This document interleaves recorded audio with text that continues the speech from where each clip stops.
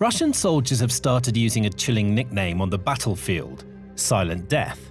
Not because it's fast, not because it's powerful, because by the time they realize it's there, it's already too late. Some units report hearing nothing until the final seconds, others never hear it at all. And unlike artillery, missiles, or traditional drones, many of these systems can keep hunting even when Russia tries to jam, block, or disrupt them. That's becoming a serious problem for the Kremlin, because the weapons spreading across the front isn't just harder to stop, it's getting smarter, and it's changing the way wars are fought. Enter the autonomous drones and robots, aka Silent Death. Now, to understand why Ukraine is betting on these machines that can essentially think for themselves, you have to understand the problem the machines were built to solve: electronic warfare. From early in the full-scale war, both armies flooded the front with first-person view drones, small remotely piloted aircraft carrying explosives that a pilot steers directly into a target through a video link. They're cheap, they're precise, and for a time, they were transforming the battlefield in Ukraine's favor. But a drone that depends on a radio link is only as good as that link, and both sides quickly learn to attack the link itself. Jammers blanket the front, severing the connection between a drone and its operator. Spoofers corrupt satellite navigation, feeding the drone false coordinates or denying its GPS entirely. For a stretch of the war, those electronic defenses were winning. A jammed drone is a failed drone, and along the most heavily contested stretches of the line, the majority of FPV missions were failing in the final seconds before impact, exactly where the jamming is more active. This is the bottleneck that artificial intelligence was brought in to break. The idea is straightforward, even if the engineering is not. If the drone can't rely on a human pilot and a live radio link all the way to the target, then give the drone enough onboard intelligence to finish the job by itself. This can be done by equipping it with image recognition software and visual navigation, so that once the operator points it at a target, it can fly the last stretch on its own, recognizing what it's looking at and correcting its own course even after the signal is cut. The decision-making is then moved on to the drone itself, effectively making it immune to traditional jamming. The effect of that shift is measurable, and the numbers explain why every brigade in Ukraine now wants it. According to Katerina Bondar from the Center for Strategic and International Studies, who has studied Ukraine's autonomous systems, adding this kind of terminal autonomy to navigation and targeting raises the success rate of a drone strike from somewhere around 10 to 20% up to roughly 70 to 80%. That's a 3 to 4-fold improvement, and it means that 2 AI-assisted drones can now accomplish what previously took 8 or 9. For an outnumbered military, that multiplier is the entire point. Every drone that hits is a drone you didn't have to build twice, a pilot you didn't have to risk, and a target you didn't have to send inventory to take. There is a second multiplier hidden here. Since the AI handles the hardest part of the flight, the skill required of the pilot drops sharply, and that matters enormously for a country fighting a manpower crisis. You no longer need a virtuoso operator for every single drone, and as autonomy improves, the ratio between operators and machines begins to shift from one pilot painstakingly flying one drone toward one operator launching many at once. Analysts tracking this trend describe it as an approaching inflection point, the moment when a single operator can send up to 20, 50, or 100 drones in one coordinated push.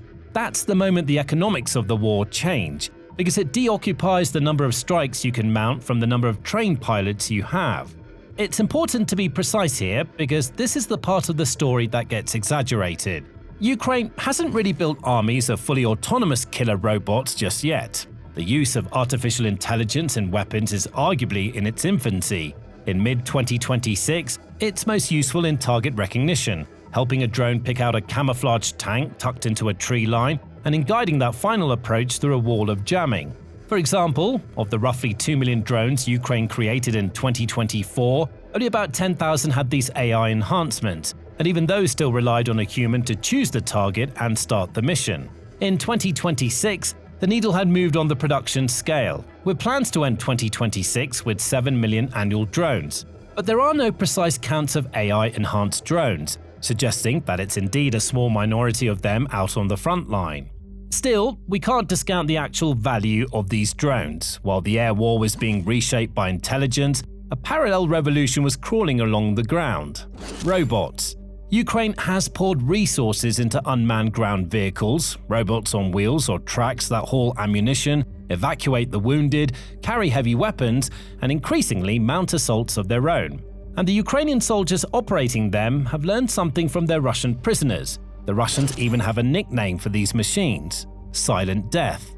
That nickname points to a genuine tactical property, one worth slowing down to understand, because it explains why a slow, ungainly robot can be more terrifying than a fast one. On a modern battlefield, a soldier's earliest warning system is his own hearing. You hear the buzz of an approaching FPV drone, the engine of a vehicle, the whine of a motor, and that sound buys you the 2 or 3 seconds you need to drop into cover. A near-silent ground robot deletes that warning entirely. According to reporting from CNN, embedded with Ukrainian units running these machines, Russian soldiers say they often cannot hear the robots coming until they're within about 10 meters, and a ground robot at 10 meters carrying a heavy explosive charge is already well inside its own blast radius. By the time you hear it, hearing it no longer helps you. There is no reaction window left. Now, 2 things compound that advantage. The first is payload. A 4-wheeled chassis can carry far more than a small aerial drone, whether that's a large explosive charge or a heavy machine gun with hundreds of rounds of ammunition. So that machine arriving in silence is also disproportionately more lethal. The second is the role silence makes possible: infiltration. In one assault, the opening blast from the first robots were used as a distraction, deliberately drawing attention while 4 other machines slipped behind the enemy line, something no weapon that announces itself could ever do. The psychological toll is visible in the way defenders react. One Ukrainian commander, operating under the call sign Cyber, described deploying a robot against an enemy position and watching the Russians simply panic, crawling, pressing themselves flat against the ground, with no idea how to respond to a threat they could neither hear nor locate. Silence strips a soldier of the 2 things he relies on most: his senses and his time. The hardware itself is notable here too. Cyber's unit fields a robot built around a heavy Browning machine gun mounted on tracks, wrapped in cameras that give it a wide field of view. It can sit hidden in foliage for days at a stretch, because unlike the men it replaces, it needs no food, no water, and never tires or cramps. The only thing that forces it back to base is ammunition, as once it has burned through its rounds, it has to return to reload. When interviewed, Cyber's unit was already preparing a faster successor, capable of moving at around 10 miles an hour and carrying small arms into battle. In a matter of months, these vehicles have gone from rare curiosities to something approaching standard issue, hauling supplies, pulling wounded men out of kill zones, and mounting attacks that once would have cost a platoon of infantry. That last point is where the ground robots connect back to the central logic of the entire Ukrainian strategy. One robotic strike unit of Ukraine's 3rd Assault Brigade, designated NC-13, ran the calculation on its own operations. Across 164 assaults, the unit estimated it would have needed roughly 2,300 infantry to achieve the same effect its robots delivered, and it would have expected to lose around half of them, dead or wounded, in the attempt. In the unit's own accounting, that means the machine saved on the order of 1,000 Ukrainian lives. This succinctly explains why Kyiv is pouring everything it has into automation. Every assault a robot mounts is an assault a human didn't have to die in, and that matters since Ukraine started the war on the back foot. The scale of this shift is, by Ukraine's own account, enormous. In April, President Volodymyr Zelensky claimed that Ukrainian forces had carried out the first capture of a Russian position using robots and drones alone, with no infantry on the ground, and added that since the start of the year, unmanned machines had conducted some 22,000 missions. Those are Ukrainian government figures, presidential claims made in a speech celebrating the country's defense industry, and they carry the natural caveats of any wartime announcement. But the broad direction they describe is corroborated by reporters on the ground and by analysts abroad, and it points to a war in which large parts of Ukraine's efforts are now genuinely unmanned. And sitting at the center of this transformation is the man Zelensky appointed to accelerate it. Mykhailo Fedorov is 35 years old, 4 months into his job as defense minister, and he's never served a day in the military. His background is technology, not tactics. He grew up in the steel city of Zaporizhia, the same city that's seen heavy fighting in the war. Got his start through the video games of his teenage years, built a digital advertising business before he'd finished university, and became a partner with Facebook selling targeted ads. Zelensky first hired him to run social media for the 2019 presidential campaign, then made him, at the age of 28, the minister responsible for digitizing the Ukrainian state. When he moved to the defense ministry, he brought that world with him, a team of young advisors and data analysts in sweatshirts, a ping-pong table in the hallway, and the instincts of a man who sees the war the way a Silicon Valley founder sees an industry ripe for disruption. In the same way apps remade taxis and food delivery, Fedorov believes warfare can be remade by offloading the fighting onto machines. In an interview with the New York Times, Fedorov argued that the world needs security and only autonomous weapons can ensure it. He compared them to nuclear weapons, suggesting that countries that invested in automation were bound to win future wars. It's a vision of deterrence built not on warheads but on algorithms, and it's worth stressing that this is a vision of where Fedorov wants to go, not a description of where Ukraine is today. The same article from the New York Times reiterated that AI in Ukrainian weapons was at that point mostly a matter of target recognition. The autonomous future is the aspiration. The camouflage tank in the forest is the reality. Underneath the futurism sits a concrete strategy, devised by Fedorov and endorsed by Zelensky, and built to force Russia to the negotiating table. The New York Times reports that it's called air-land economy, and it has 3 prongs. In the air, intercept at least 95% of incoming Russian drones and missiles. On land, kill or seriously injure more Russian soldiers than Moscow can recruit to replace them. And against the economy, strike the oil export terminals that fund the war. It's a strategy of attrition, but a deliberately engineered mathematical kind of attrition. Fedorov calls this phase of the war targeted destruction, and he's put numbers on the goal. By his account in the New York Times, Russia was losing somewhere around 35,000 to 40,000 soldiers per month by mid-2026, and he aims to drive that rate above 50,000, a level he believes will halt the invasion altogether. This is combined with the systemic manpower bleeding that Russia has suffered. An estimate from British intelligence puts total Russian deaths between 325,000 and 500,000. Ukraine's own general staff claims casualty figures close to 1.4 million. And while that can be disputed, the scale of casualties is such that Russia hasn't lost this many troops since the Second World War, and it's straining to replace them. This is the point where the opening math of the war comes full circle. It's tempting to say that the tables have simply turned, that Ukraine now outguns and outnumbers its enemy. That's not true. Russia still fields the larger military overall, with something on the order of 1 million active soldiers and several 100,000 deployed in or near Ukraine. By most assessments, it has a raw numerical advantage on the battlefield and has also closed much of the early gap in drone production, in some categories matching or exceeding that of Ukraine. But before we get there, make sure you're subscribed to The Military Show. We post daily videos that cover all the major events in global geopolitics. Now, the actual version of the reversal is narrower and more interesting than a simple flip. The overwhelming advantage Russia held in February 2022 has been ground down to something far closer to parity. In the specific technologies now deciding the front, the unmanned systems and the intelligence guiding them, Ukraine has actually seized the initiative. A war that began as a contest of mass has become a contest of adaptation, and adaptation is the one field where the smaller country has consistently moved faster. That adaptation runs on an industrial base that looks nothing like a traditional arms industry. When Fedorov tours Ukraine's defense exhibitions, he moves through rows of weapons that look soldered and duct taped together in someone's garage, because many of them were. There are spools of fiber optic cable that let a drone be flown down a literal thread of glass, immune to jamming because it uses no radio signal at all. There are palm-sized surveillance drones, balloon-borne weapons, and unmanned ground vehicles that look like a table bolted to a miniature bulldozer. Everything has to be cheap and disposable, because on a front saturated with drones, a great deal of them will be shot down or blown up before it ever reaches a target. The genius of the approach is not any single weapon, it's the willingness to build cheaply, lose freely, and iterate fast.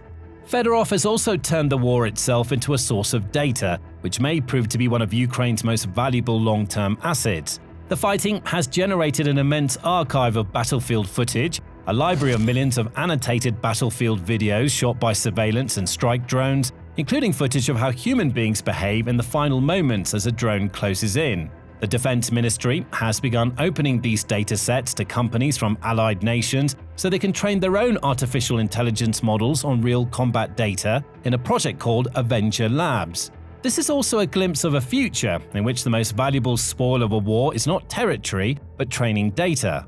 But for all the momentum behind Fedorov's vision, it's run into something it can't simply disrupt: the Ukrainian military's own commanders. All of this futuristic talk of robot warfare has provoked real pushback inside the armed forces, to the point that analysts describe an open power struggle between the minister and the generals.